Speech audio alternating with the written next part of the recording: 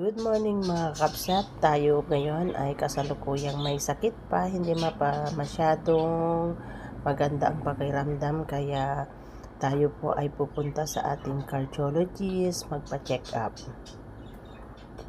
para malaman kung ano ang dahilan ng ating mga sakit na nararamdaman ngayon. Last Monday pa po ako nagkasakit, hanggang ngayon masakit pa rin. So, tapos na po akong nagpa-check up dito, pauwi na kami. Meron po siyang dinagdag na gamot ko at nagbawas din siya. At syempre nagbigay din ng mga exercise para sa vertigo. So, kailangan kong mag-exercise din para naman sa aking magandang kalusugan. Buti na lang andyan si Faith, kasama ko pa rin sa hirap at ginhawa.